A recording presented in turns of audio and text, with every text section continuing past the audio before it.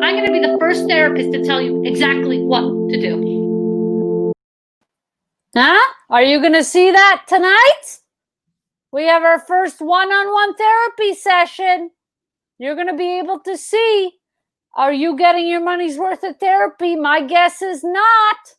What do you think of these? Bryson made me do this. I'm doing this. Can you hear me better on this?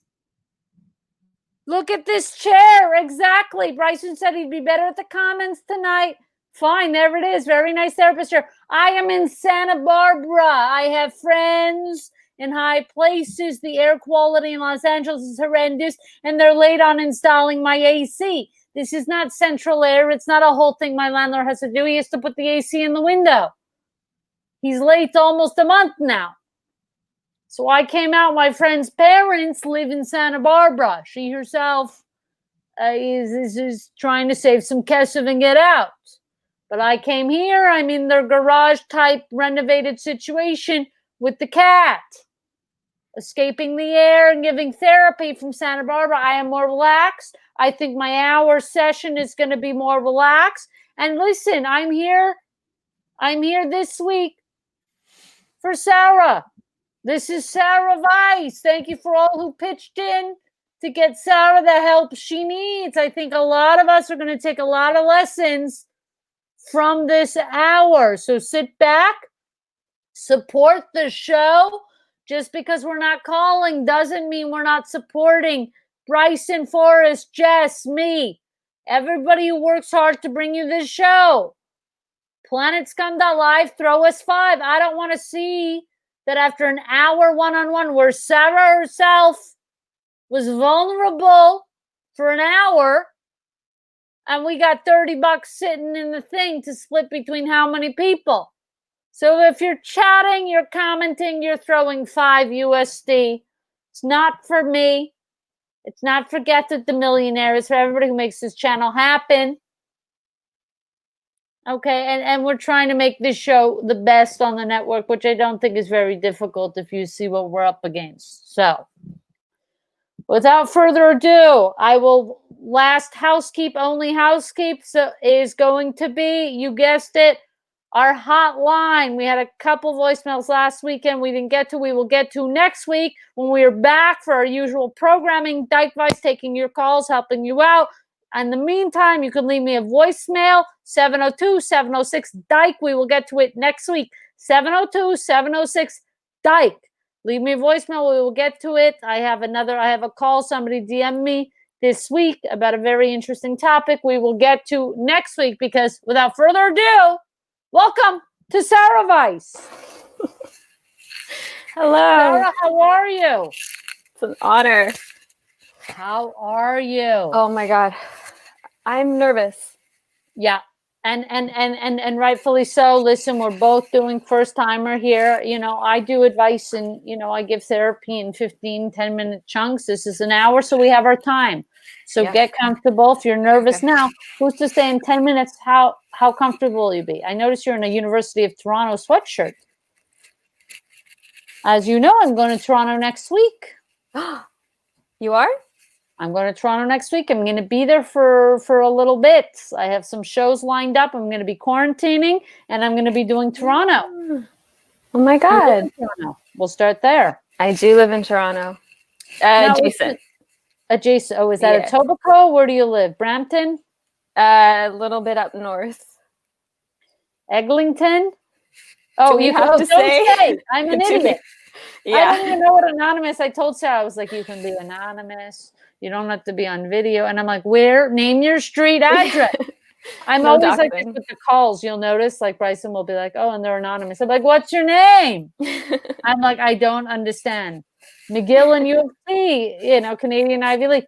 Listen, U of T, I think they have the money, but are they McGill? I noticed the University of Toronto sweatshirt. There's a bit of a competition. What do you think? Yeah, there's definitely a competition, but I guess if you want to go by what's written on paper, like U of T is ranked number 1, isn't it? Well, in Canada, but people don't know U of T. If you go to the U.S. and you go to school in Canada, guys in the comments, you know McGill. Listen, Nobody Robbie. knows U of T. Robby, I don't want to fight with you on your I session. don't want to fight with you. McGill is McGill. It speaks for itself. Okay, Sarah. Yeah. Did you graduate from U of T or are you still in school? I'm still in school. Been there for a while. Hopefully, I think I'm finally considered fourth year. Hopefully, gonna graduate next November. Beautiful. What in? Art history. Art history. What are you learning? Rembrandt, Renoir. I'm sure you guys didn't think I know my art, but I do. Yeah. You're learning about you learn about Rembrandt, or they're not doing Rembrandt anymore. Yeah, we do Rembrandt. That's Baroque, right? Yeah. So if you take a Baroque class, you do Monet, French. Yeah, we do Monet. Pads? Yeah, we learned that in my Impressionism course in the summer. Yeah. You learn Jean-Michel Basquiat. That's my favorite right there, Basquiat. Oh, I don't think I know that one. You don't know Basquiat? You guys in the comments, you know Basquiat? Worked with Andy Warhol a little bit. Black artist, phenomenal. Oh yeah, I don't focus on modern art. Commentator. Yeah. Am I saying it wrong? Basquiat. Oh.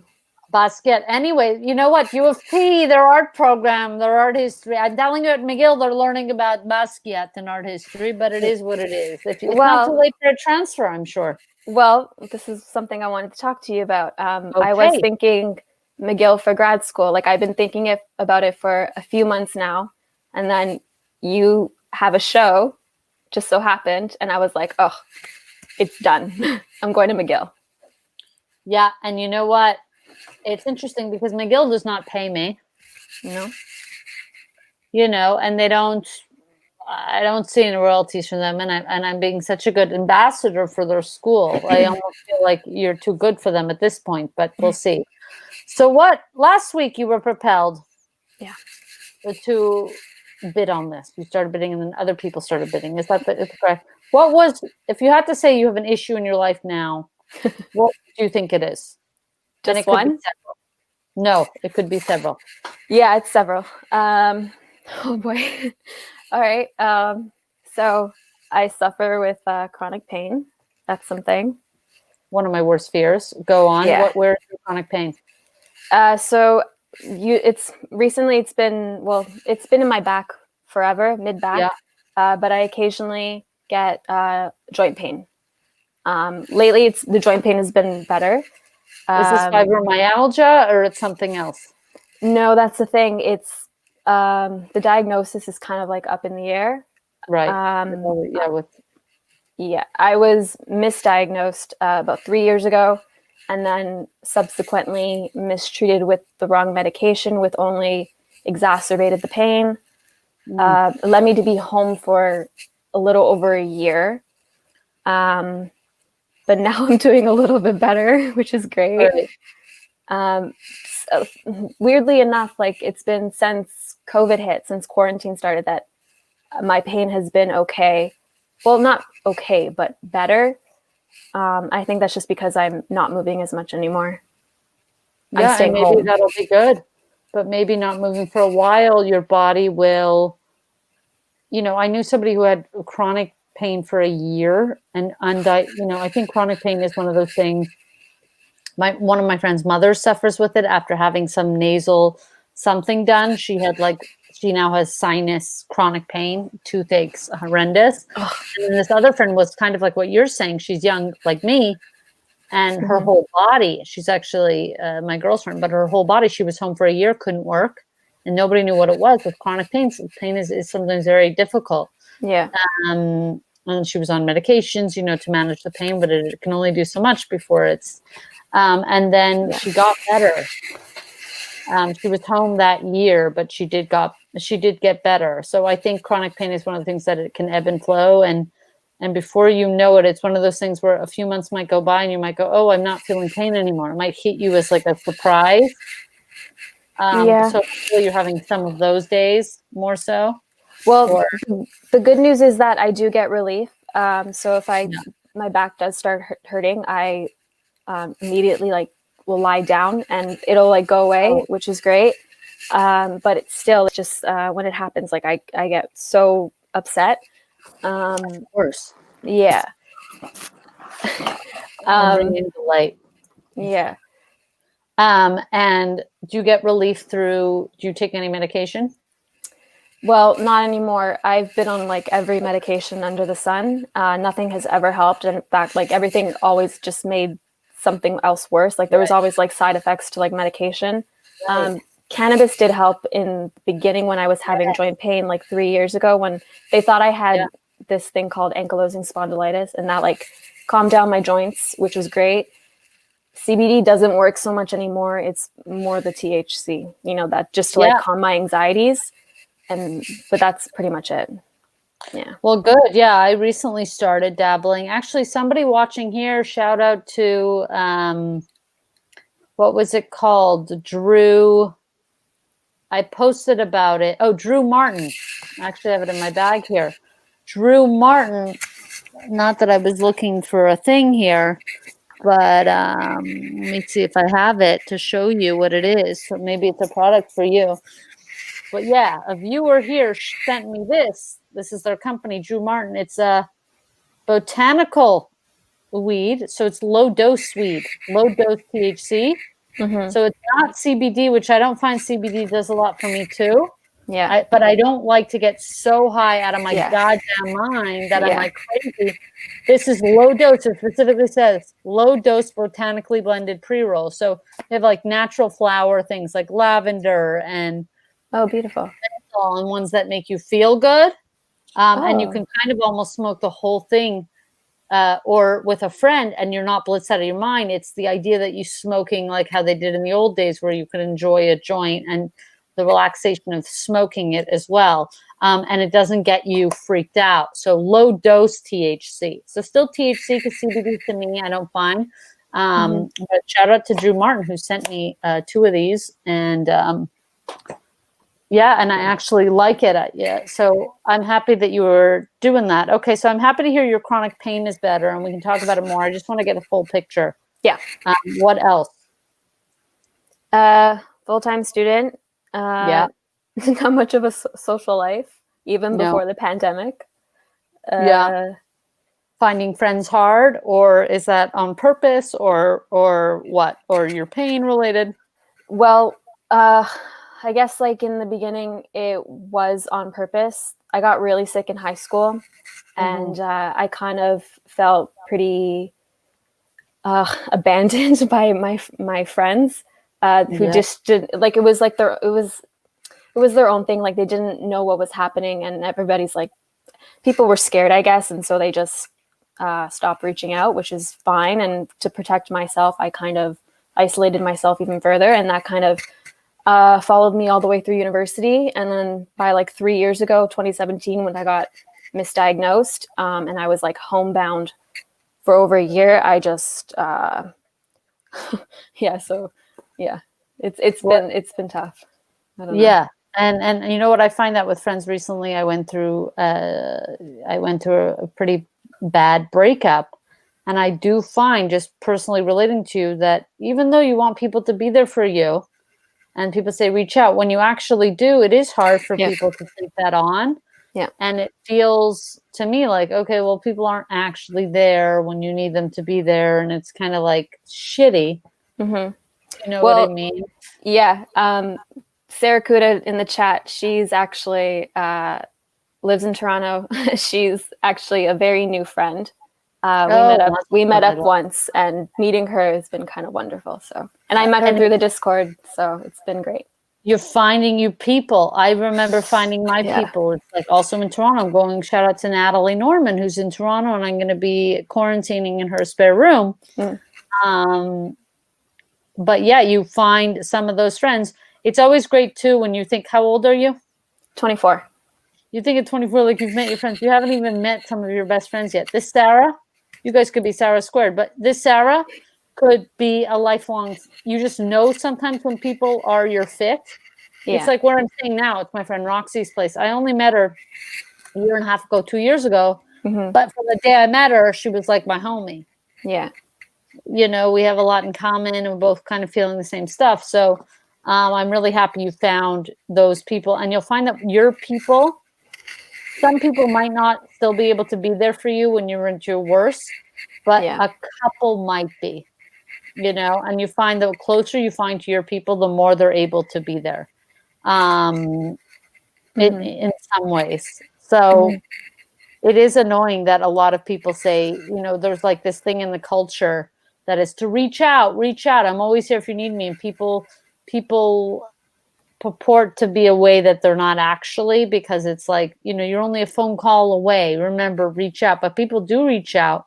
Yeah. And then they're like, kind of like, people are uncomfortable, or it makes them sad, or they're not able to deal with it. And I think we got to get better. Sometimes and I try and act on this too. If a friend is like, I have a friend and I won't name her name, but she gets very isolated. Okay. So I'm mostly texting her. But the thing about it is, I don't take offense to mostly texting her. I know it's incredibly difficult for her to text. And then one day I do drive-bys. I said, I'm coming. And she'll always trying to make an excuse. Like, my husband's doing this or this. And I'm like, I'm coming. Because it's so, and that could be the wrong thing to do. But I just have a feeling that it's a good thing to do. And I've done that too. But at the same time, some people can't be there for you, and it's a struggle. And it's important that you find other avenues like Discord and like whatever, to find more people who can be there for you or relate to you during these times. Yeah, I will say about the Discord, I've been on it since like the very beginning, and I was like a lurker for a very long time. And only since, I guess, like quarantine happened. Quarantine has actually been like really good for me, even though like the world is ending. But I was just gonna say, you and Natalie are thriving in quarantine. I've never seen two people like shut up. But yeah, I've just found some really good people on there, some good friends, and I guess the distance kind of helps as well. Like, so even though we're not in each other's daily lives, like we're still there for each other, and like we're able to like kind of like there's a separation where it doesn't like hit you so emotionally, even though you obviously are very emotionally invested in these people's lives. I don't know. Yeah. No, I agree. And I think it's good, like in Discord, to find, like, you guys are already prepared for a distance. Yeah.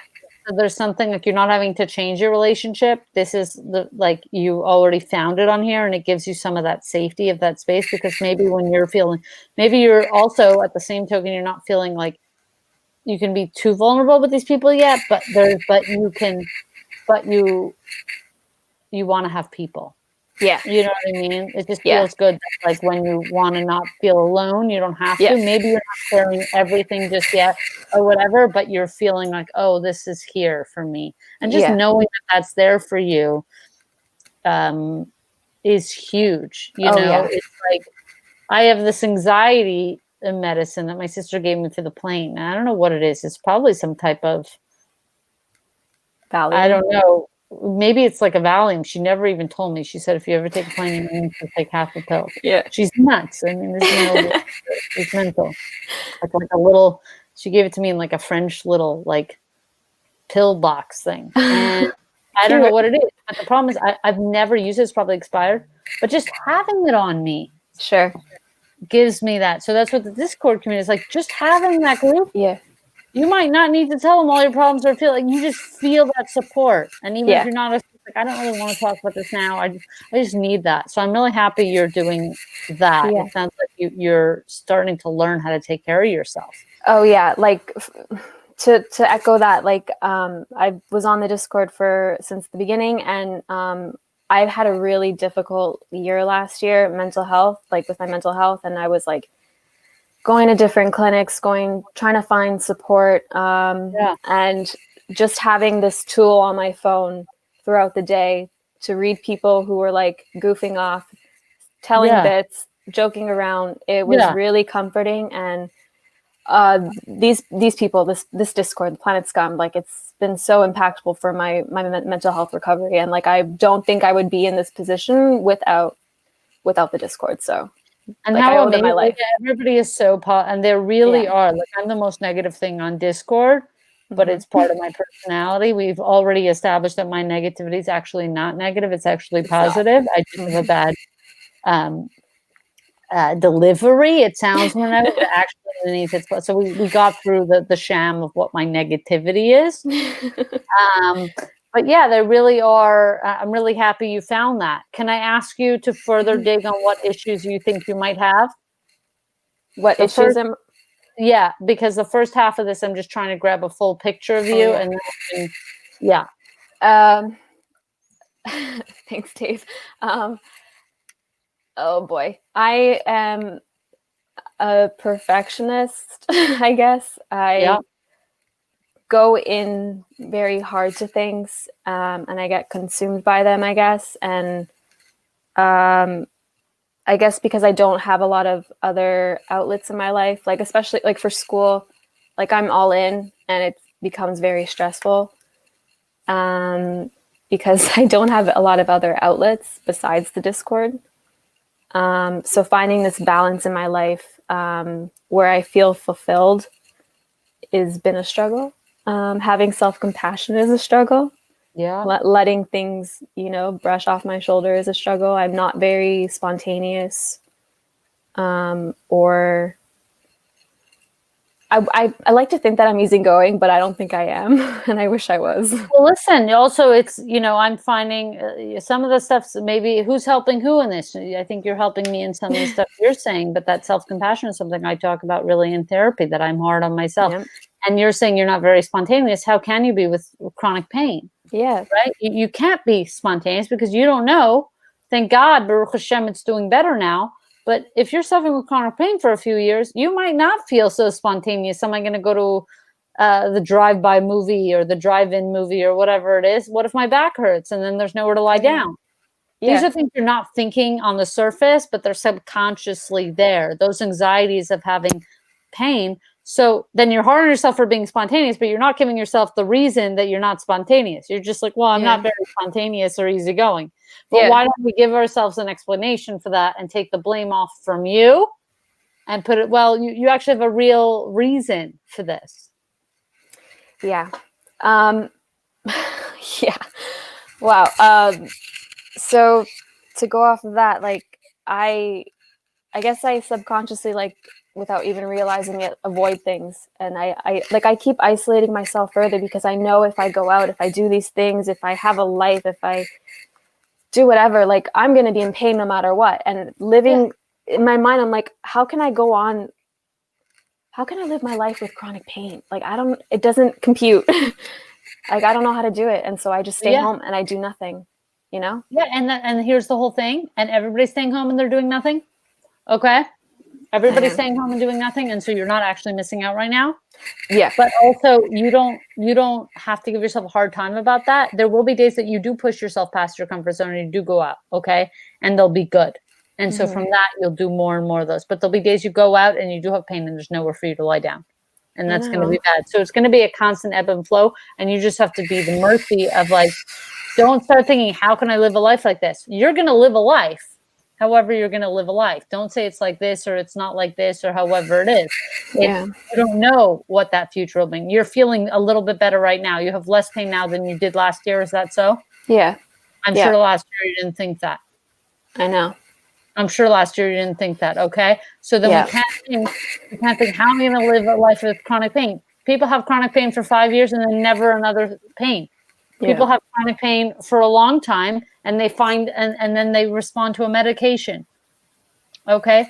People find, you can fall in love next year and the person who you're in love with, I don't know if you're in a relationship, they might bring the spontaneity to you. They might know this about you, that Sarah is trepidatious about going out sometimes, or maybe she's been having some pain this week. They might bring the drive-by movie to you. There's a service actually that my manager had where they had for his 40th birthday, they did a movie screen in the backyard and popcorn machine, all that. I see a boyfriend for you in the future, or girlfriend, or they friend, or whatever, bringing this movie theater to you, giving you spontaneity, which makes you spontaneous. Just here you had a night out of nowhere. So we really don't know what the future. And I'm also telling you stuff I need to hear. Yeah. And sometimes you do that. Like I have a lot of like self-critical, like in my breakup, it's like, and with my therapist, I think of all the things I did wrong. And she always reminds me, like, why are you always hard on stuff you forgive the stuff she did, but the stuff you did, you don't forgive. Yeah. And, it is. We're hardest on ourselves. I'm my hardest critic.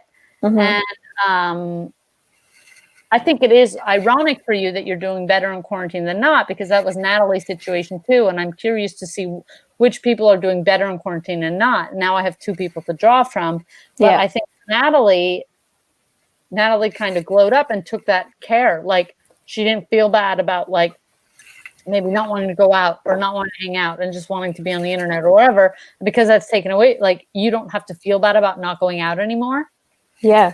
Doing all the stuff that actually it's been good on your mental health to have that time to not feel bad that you're not living your life. You are living your life and you're making decisions best for you.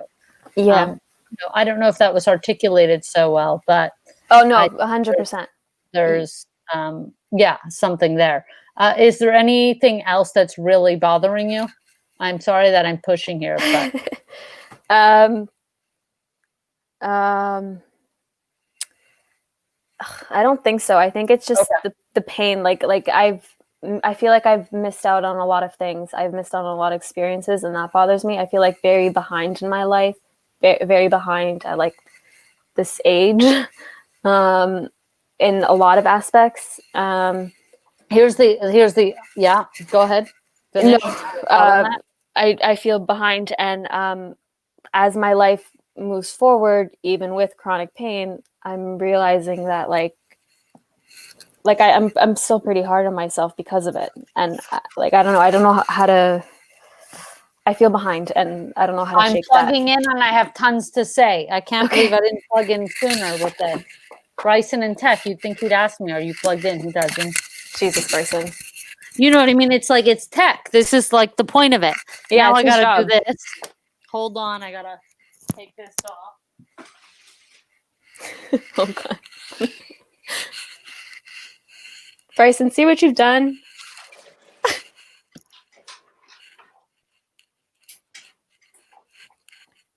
Okay. Oh my God, I almost threw out the whole power doing this. Okay, so you feel, first of all, you're 24. The easiest comment, you're 24 and you feel like you've missed out on life. It's impossible you're 24, okay? It's impossible for me to convey to you how young that is and how not, because I remember being 24. I thought I was old at 17. So I get it. You know what I mean, too, at the same time. The other thing is, I also relate, and a lot of my therapy is relating my own experience to you. This is how I do my therapy right now, okay? Yeah, do it. But, you know, I was a poor kid. So when I went to McGill, when I got into McGill, I decided to go into finance and accounting or anything like that because I didn't want to be poor, and I wanted to make sure that if they're giving me a scholarship, I could pay it back. And even though I wanted to do something creative or whatever, I didn't feel like that was allowed to me. I didn't feel like I deserved that because you're getting in on scholarship, like you better not waste it and this and that. And so I went to school with a lot of people who backpacked in the summer. Okay, are you familiar with backpacking? Did you do this, or did chronic pain you think stopped you? No, right. I've never done that. Is this something that you think you've missed out on, like travel? Oh yeah, big time. So I mean, I don't have money to begin with, but yeah, I would love to travel. Yeah, so traveling. So I remember friends all backpacked. They're doing summers, and I always felt like, oh, I missed out on that.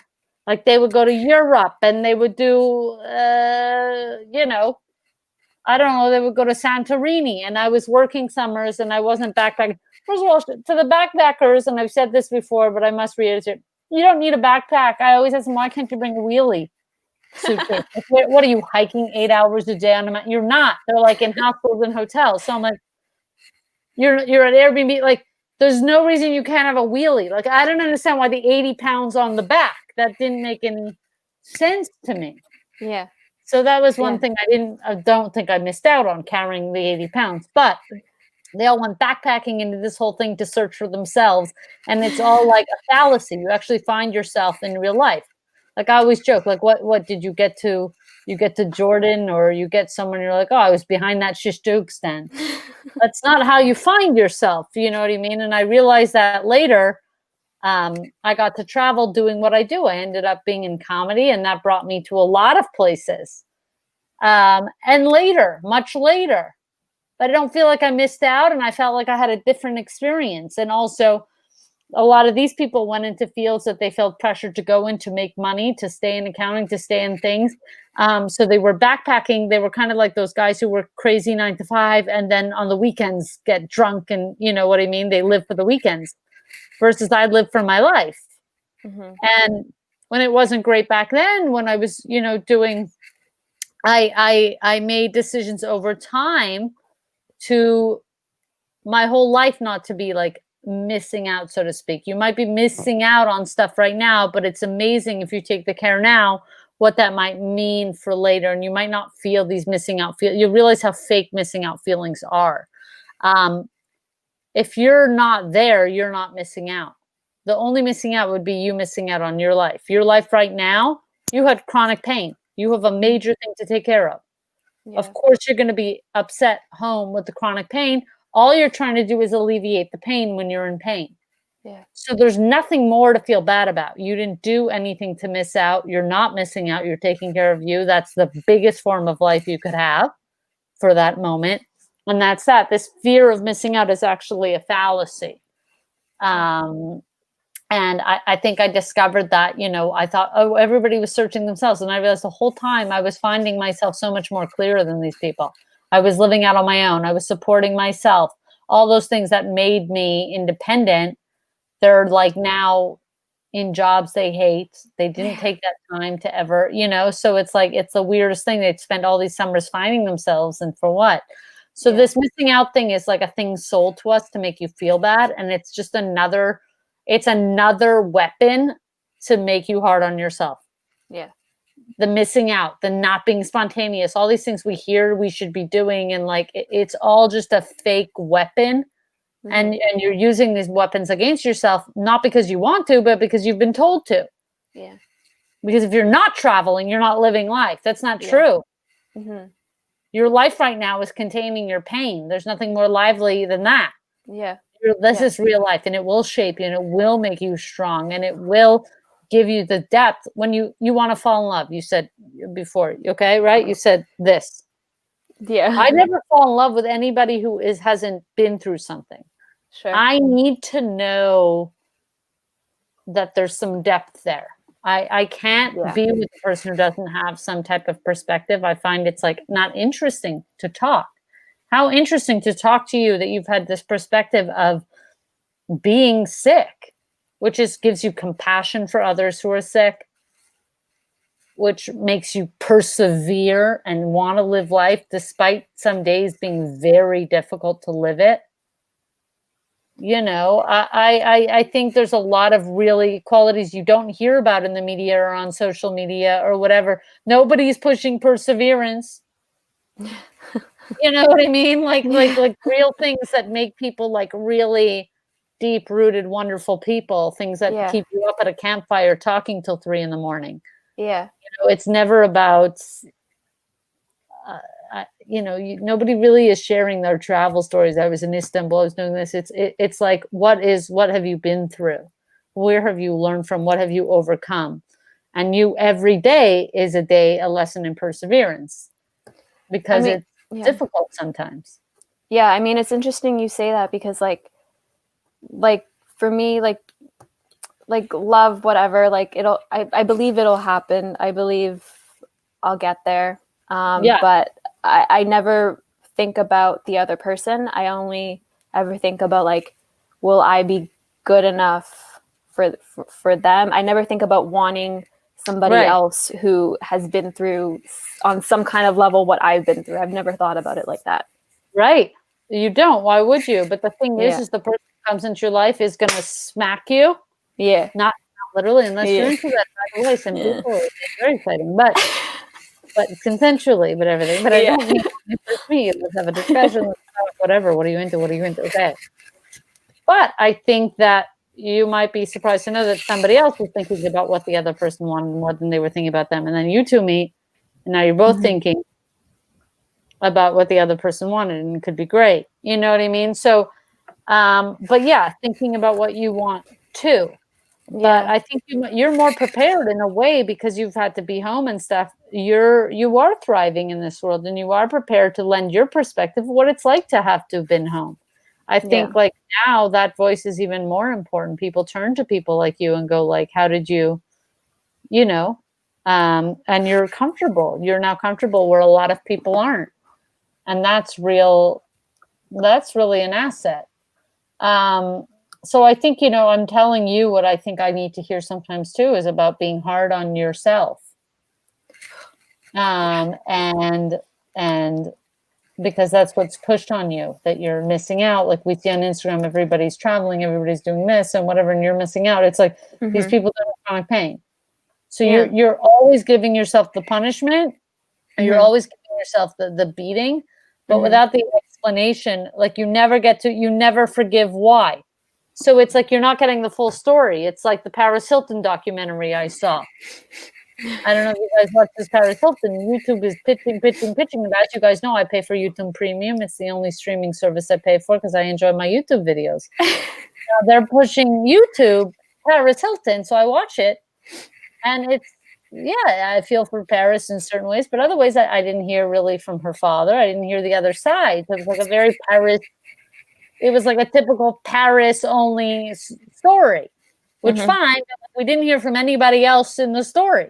That's what you do to yourself. I'm not calling it the Paris Hilton documentary by any stretch of the imagination, but what you do is you only do the bad to yourself, and you don't give the explanation. So we're not getting the full story. You know, you're giving a math test. You're only giving the answer. You're not showing your work.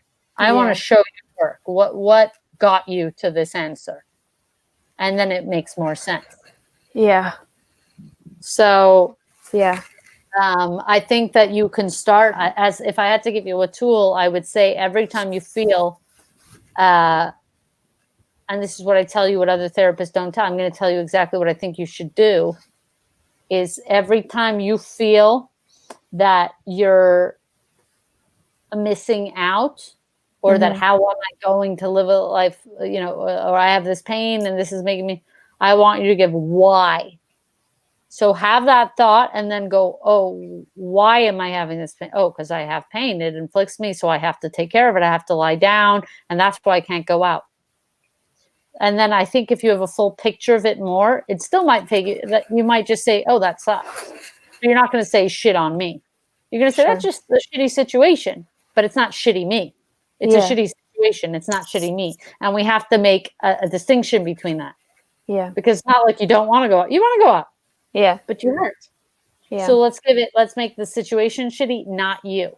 That's all I ask. So every time you have one of these feelings, what's another feeling you had? Because I don't want to use the same example, but you said that you feel, besides that you're missing out, you felt something else. What did I say? Or that you're not will you be able, it was something of you not being able to, you're hard on yourself in a way, like, will you be able to do something? Oh, like, am I good enough? I'm just keep judging myself, like, based on like the lack of things that have happened, like the lack of things instead of the actual things that are occurring, I guess. Yeah. So let's say, what's a lack of thing? What's a thing you think you didn't do, or you're not, or you don't possess as a quality? Oh my God. Oh my God, Robby. Just me? It's just you. Well, and all your friends, honestly. Yeah, honestly. And you're helping so many people in this thing, us having this discussion and seeing in the comments, a lot of people are having these things. It's not just us. We want to think it's just us. It's a lot of people we're helping. Okay. So one thing is there's lack of dating relationships, but that the thing is that I have like this battle with myself where it's like I should be, I want it, but on the other hand, I don't want it. Like I don't really have like a desire for it, but everybody else is going through it. Everybody else is telling me that I should do it. Everybody is telling me I have to be on a dating app when I'm living my life and I'm trying to just like be a better me. Like as much as the cliche as that is, like I'm just trying to take care of me. I don't want, as much as like I said, love, like I don't want it. We also, this is another fallacy. One of these, like this FOMO fallacy I talked about earlier, this fear of missing out is like totally not true. It's something sold to you so you can use it as a weapon against yourself, that you're missing out. Nobody's missing out on life if they're living their life. Yeah. But the other fallacy is that you can choose when you're dating. I don't believe it. Okay. You actually don't get to choose when you fall in love. Yeah. You can choose to hook up, you can choose to date, you can choose, but to get into a relationship, when it happens, it happens. Okay. When you're ready for a dating app, or you're excited, or you get tipsy one night, or you get stoned out of your mind and some good kush, and you open that app and it happens, sure. But lots of times it's not going to be that. It's going to be surprise, surprise. And it could be tomorrow, it could be 2 years. And really it is that. And you hear that so often too, that it happens when it happens, because that also is the truth. It does happen when it happens. A lot of people are never on. I've never been on an app. I happen to work in a profession where I'm out a lot, so I understand people have to be on an app because they don't meet a lot of people in real life. I do, because when I do stand up, I typically am around a lot of people and a lot of different people every different night, and I hang out and that sort of thing. It's a very social thing what I do. But not a lot of people have a career like that. So it's just like this idea that you even have any choice. Let's take that power from you, that this is all on you, whether you're dating and whether you should have this thing. You actually don't have choice in that. Okay. So you can relax and go, listen, like, this has nothing to do with me when I meet. And who do you date? Guys, girls, what? Guys. Yeah. I figured. Okay. It's like, guys, calm down. She's not dating girls. It's like, okay. There's straight people that exist and they're great. They're wonderful people. Everybody calm down. But it's like when you meet a guy that you click with, like there's no predicting that. You have no power in that. Whether you're on a dating app doesn't mean it's like, well, you got to put yourself out there. You're taking care of yourself, so you're out there. Yeah. Okay. On a dating app, when you're feeling like you really want to do a dating app, you'll do a dating app. Some people feel it like, oh my God, it could be a really fun, flirty thing to do tonight with friends. Great. Yeah. If you're not, don't do it. And also, none of it matters, because we never know when we're going to fall in love. We never know we're going to have a spark with somebody. Yeah. You could be talking to somebody on Discord, not a dating app, and have a fun banter. You could be talking to somebody on Twitter, not a dating app. You could be talking about somebody in real life. Yeah. We just have no idea. So this idea that you have all this pressure on yourself for like, oh, I got to put myself out there. It's fake. It's another thing weaponized against you. It's another thing to tell you, I'm not doing this. Yeah. I'm not doing this thing. Yeah. So I'm going to be mad at myself that I'm not doing this thing. You have nothing to do with this thing. It doesn't matter if you do or don't do a dating app, or if you do this or don't do that. People who come into your life will come into your life at random. It really is at random. And some people are not comfortable with that. They want to have control over that. Random things that happen, they want to be able to, well, how do I must. So it's up to me. So when I say I'm going to be dating, I'm going to be dating. But that's why people get into affairs and all. You never know when you're going to meet somebody. You never know when shit's going to blow up your life. Yeah. You never know anything. That's why people are like, and I got out of a big relationship and they met some. You don't get to choose who you like and when you like them. Yeah. And we know that. It's fact. You don't get to choose. I mean, sure, I'd love to choose. Like, okay, I'm going to date Jen Aniston. And I'm like, what? No. Yeah. Yeah, Sarah's right. Yeah. It's important. Relationships don't equal happiness. They don't. And I know that. It doesn't erase the work I have to do on myself. Yeah, exactly. And it's like, it's totally separate. And they can make you, listen, relationships can make you feel better. You guys can both, if you're both working on each other, you guys can be compatible and you can make each other feel better. And there's a lot of great support to be had in a relationship. It's not a medicine. It's not treatment. It's not those things, but they should lift each other up. It should be like, you have your life, I have my life, and together we have this thing, I forget the language I wanted to use just there, but it was really like, it's this idea that it should be like the icing, it's just like, you have your life, I have my life, and together we create a third life together. Sure. But it's definitely not a medication or a treatment plan. And you don't have any choice about when it happened. So we're going to stop blaming each other for that. So right now we have 2 homeworks. So one is the first thing, Okay. just to recap, so you know, whenever you're like, oh, I'm missing out on this thing, or I'm not doing enough today, or I'm not doing this thing or that thing, you go, why? And then you explain yourself why. Well, actually, my back hurt a lot today, and I had to lie down for 3 or 4 hours. Excuse me. Mm-hmm. Okay, and then and then we go, oh, okay, well that sucks. That's a shitty situation. Yeah. But before we ask why, we said I'm shitty. Now, after we ask why, we go, that's a shitty situation. At least the pressure, the weight is off of you, which is what I want. Shitty situations, great. They happen, you know, they suck. Nothing to do. I was at the DMV for 3 days last week. I mean, you know what I mean? I'm not blaming me. I had to go to the DMV.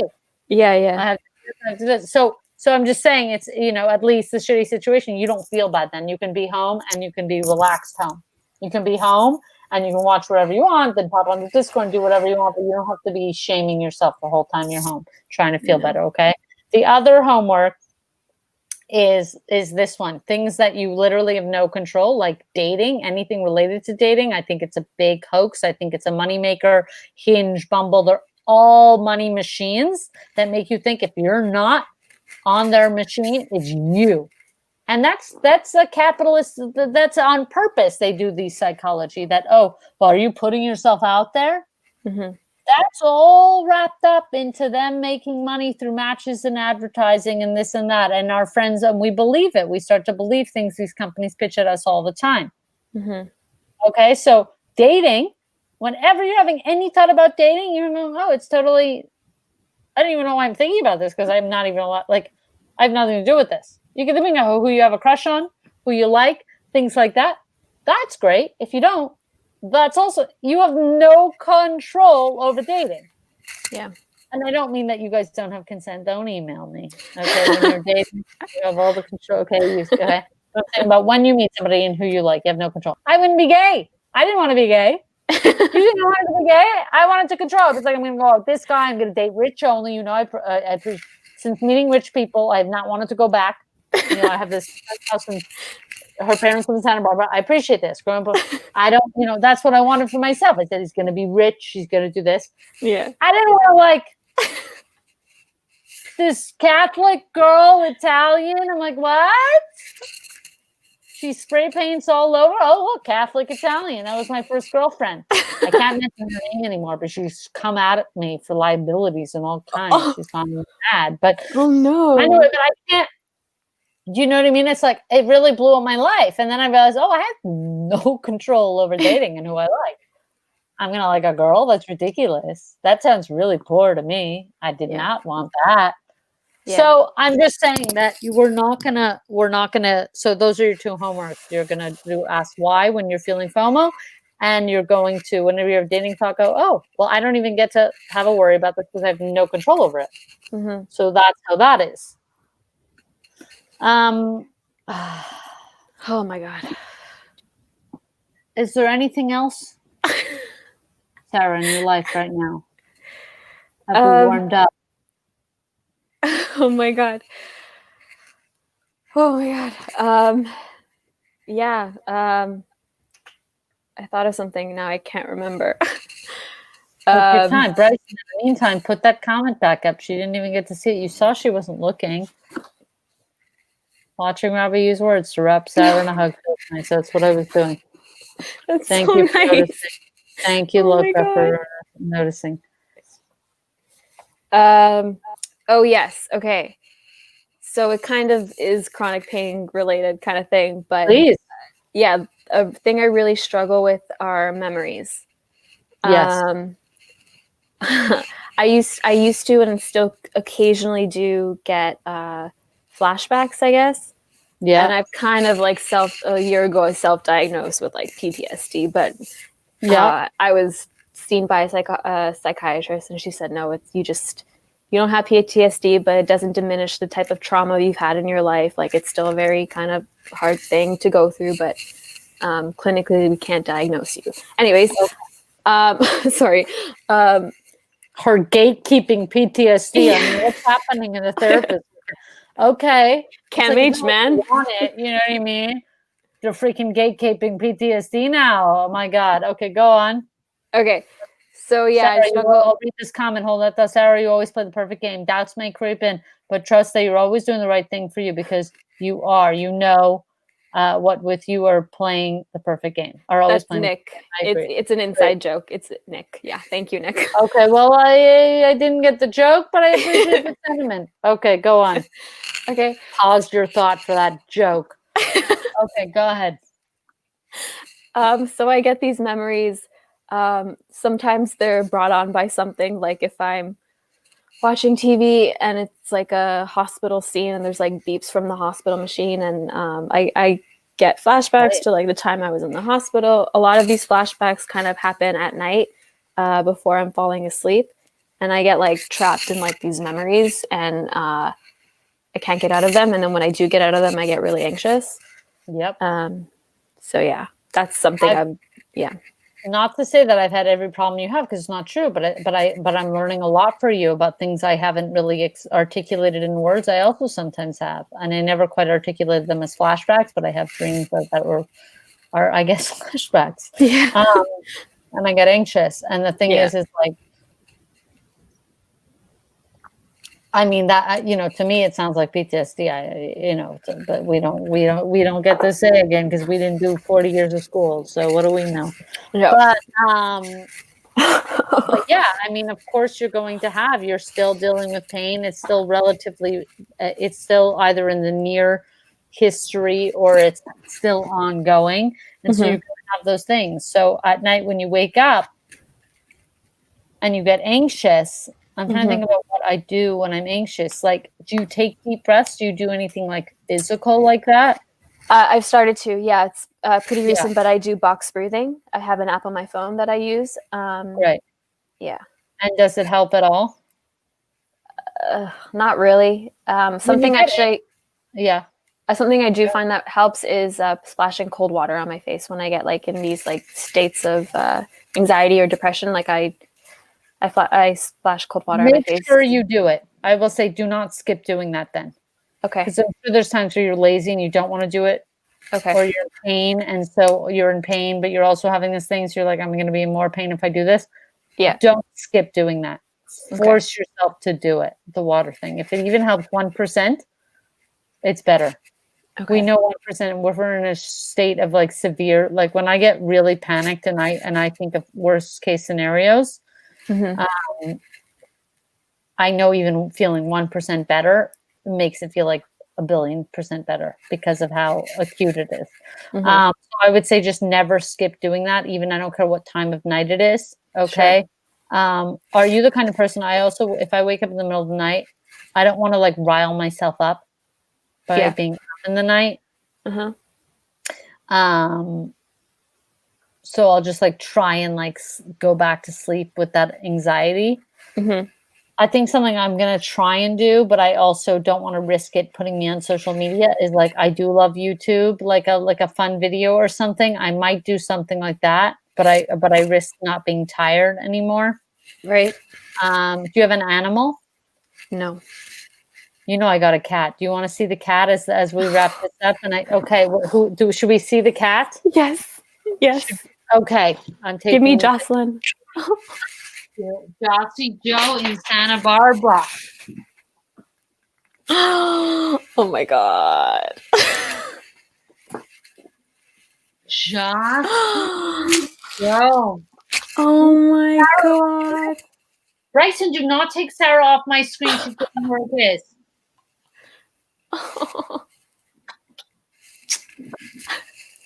Oh my God. She's saying hi, Sarah. She's giving you a big hug. Oh. Big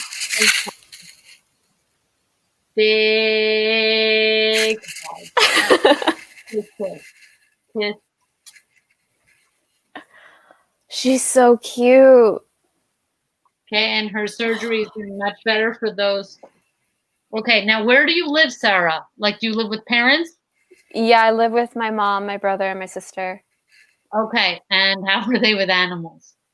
Oh, we've discussed it. My mom does not want them at all. Like, I've tried. It's not happening. You can't get a cat. Nope. It's not happening, man. Anxiety, because honestly, now when I wake up in the middle and she like sleeps right next to me, I just do this, and she's unreal. Like this is the kind of cat. Also, I got like people always want a kitten. The reason I got Jossie Joe is 2. Actually, small like a kitten. Oh my god. Okay, she's pretty small. Oh my god. Yeah, she looks big in the spring. She's so calm. Yeah, but she's now freaking. But I will just hug her in the night or pet her, and she brings me out of it because she needs me. She needs my cuddle. I don't need her. You know what I mean? She loves to be cuddled and to be pet. Maybe not right now when I'm forcing her like this. Yeah. But it takes the attention off me. It's like soothing her soothes me. Yeah. I think what you have to do, and this is very unconventional advice, and not a lot of people would give this. Therapists might not. You choose a cat or a kitten into your house. You say your foster said you just found it. I'm going to use it in 2 weeks, I swear, and then wait 2 weeks, and she'll let you keep it. She'll find it. I think unconventional advice. I think you get a support animal. There's some real therapy behind it. And in the middle of the night, when you wake up, she's my new, instead of doing a video and I want you to always do the water thing, no matter what, do the water thing. Okay. But support animal might be really good to have somebody cuddly in bed with you. Yeah. And she's also scared when you wake up, and then you have to soothe her, because when the cat sees you wake up in the middle of the night, they're like, what's wrong? And I'm like, nothing, you're okay. And then I forget what I was anxious about. And I slowly fall back to sleep. Your mother will love, I'm telling you, we snuck a cat into the house when I was much younger. And my mother's hearing impaired, so she didn't hear the cat in the room. And then by the time we told her, we're like, listen, we can't give it back. It is what it is. You want to throw out the cat. Yeah. I'm just saying, your mother knows you have this anxiety. Are they supportive of all of your stuff? Oh yeah, 100. Yeah, yeah, of course. You might actually start making the case. Are your parents? You said they're Italian. Yeah. So I know Jews, Italians, it's like that. Yeah. Not an easy sell. They don't care. Really, mental health is not their priority. They don't really care. They don't believe in it all the time. Hopefully, with the cat, I think you might have to just sneak it. Say it's a friend's cat, and they don't want the cat. Like, you might have to really throw it on them, and I promise you they'll end up loving the cat. And if they don't, the Discord community will take the cat. We'll have to have a pet adoption on Dykevice for the cat. I would love that. You like cats? Yeah. Okay. I prefer dogs, but cats are fine. Okay, a dog will be even better for this. Oh my god. I happen to have a cat who sleeps in bed with me, but she's very dog-like, this cat. She eats all at once when you put the food down. Mostly dogs do that. She's supposed to self-regulate her food, but she doesn't, so I have to regulate it for her. I was like, oh, I can't just be putting all this food down all the time. I think you need a dog, a support dog. I think do you have a therapist? Yeah. Well, I haven't seen her in a while. I stopped seeing her. But you saw her and you got her to write you up a letter for the case for a therapy dog. Yeah. I think it's actually a great solution in the night. And I just happened upon it accidentally because I got this cat a few weeks ago. And now when I'm waking up, I'm going back to sleep a lot sooner because she's there. She's curious. I pet her. And then it's such a soothing thing to take care of somebody else. A dog is even more loyal than that. I don't expect her to do that tomorrow. She can do her own shit too. A dog, if it's your dog and you feed that dog every day and you don't let the whole family onto the dog right away, the dog knows it's your dog. Yeah. That dog will, when you wake up in the middle of the night, give you kisses, give you love. And it needs you. You have to walk the dog. It also forces you to take something that distracts you from all the care you have to give to yourself, which you also still have to do, but at least it distracts you from that. I really think, and I normally wouldn't pitch this, it's an unorthodox thing, but I think a support animal, because people are throwing support animals, they don't even need them. You see these people on the plane, Sarah, they're like, oh, they don't need the support, like it's a joke. Yeah. So they're people have support animals who don't even need them. I'm saying you need it. People with anxiety, you need it. Yeah. So I think there's a real case for a dog, a little dog. And I think if you get a letter from your therapist and your mother and you explain, and the dog will walk it, you're 24. You're not like, she's not convincing an 8-year-old to walk the dog. Yeah. They will love the dog and it will bring you, it'll help your heart and it'll help your brain. I think we'll have the dog. I don't know. If you're thinking that's way too far-fetched, if you're thinking it can't happen, no, I would start working on them now and saying, like, my therapist really thinks a support animal in the night would help me. Yeah. If I could get a dog, I know my life would change. One thing, this community, we will raise up a Dykevice fundraiser for the dog. I forgot. Every dog you want. Okay. That's the thing. Yeah, the thing is the money as well. Yeah. Oh, I forgot. At the shelter, they're free. Yeah. Okay. So the dog is free. You're not going to get a big Great Dane that needs $100 of food a month. No, you're going to get a dog that's like $15 a month to feed. You're not getting like a big expensive dog. You're going to get a little cuddly dog. Okay. So it's not expensive. It's almost free. And from the shelter, I mean, the cat was free. The cats were 40, dogs were 15. If you spay them, you get the money back. I got the money back because she was spayed or neutered. Okay. And they pay for that too. So if you adopt from the SPCA or a shelter, they pay for all the surgeries and stuff. If you adopt from a pet place, you have to pay for neuter. But when you're going to a shelter, you don't. They do it all. And a lot of the dogs you get will already be. I got a 2-year-old cat, which I like because I know her personality already. She's docile. If you get a dog, he's loyal. Like, you'll know his personality already. The little dog, he'll be spayed or neutered. Mm-hmm. As your parents might be more forgiving of him. Mm-hmm. I really think, and I think we have another episode. I'm starting to see in the comments. I think we got puppy vice, pup vice. I think we maybe do that. I think we maybe start looking through the shelters in Toronto online. It's all online adoption now, and we start picking out a dog. That's how I found Jocelyn. I found. Oh my God! Website. I went to go see her. They lunged her at me in the car. Drive-by adoptions only. And she was nothing. She was free. And the same with their dogs. I think this could be really, I think it could really help a lot. The compassion an animal gives you, it knows no bounds. And I think the middle of the night thing, you have a real case for it. Okay. So let's start working on that. I think make a therapy session if you can afford it, if you can do it. Yeah. Talk to your therapist about needing support from her, about needing maybe a comfort dog. You've been looking into it. You've been thinking about it. Okay. You've always wanted a dog, and you caring for something might be very therapeutic. Yeah. Oh my God. Thank you. Not at all, guys. Oh my God. Included. I think we're going to do pup vice. It sounds like we're going to follow up with you, Sarah. I want to know where the conversations are at. I want you to make it. This is a real case. This is not just you wanting a dog at 10. We have anxiety. You have anxiety. Yeah. Okay. And it is. It sounds like people are loving my therapy. It's not a bad rate. 100 an hour, giving unconventional wisdom. Maybe we'll do a couple more one-on-ones, but we definitely want to have you when we get the okay and when we really work on your parents and we get the therapist letter. Something that she has to deal with you with your parents. They see it's something real. It's a real therapy. It's a real therapy dog. Yeah. We will look on the SPCA online in the shelters in Toronto. We will pick out a dog. We'll have you go see the dog and we'll have the dog back. I think this is a real plan. I think this is we get you a dog. I swear. I think Robby, don't make promises you can't keep. No, I can keep it. I think, listen, if you do the work of trying to convince you work on your Italian parents, Jewish parents to get it.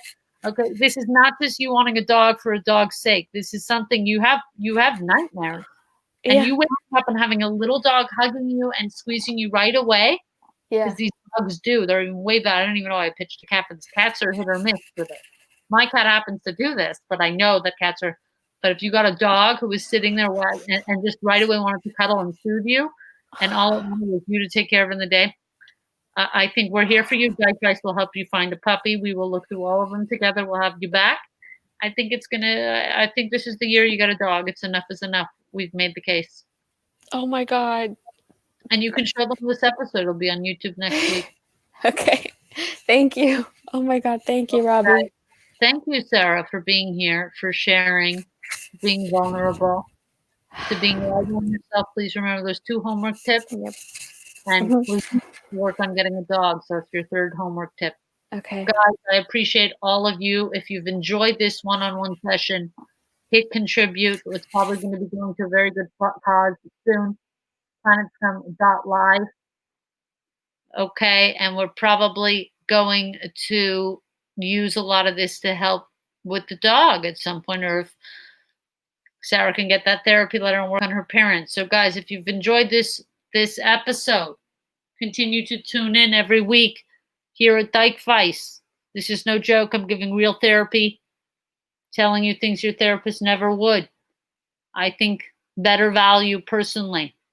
Follow me, all platforms. I am Robby Hoffman on Twitter and Robby Hoffman on Instagram. We're still doing the road to 10K. This is worth 100K, in my opinion. I am Robby Hoffman. Thank you for joining me. I'll see you next week. I'm going to be the first therapist to tell you exactly what to do.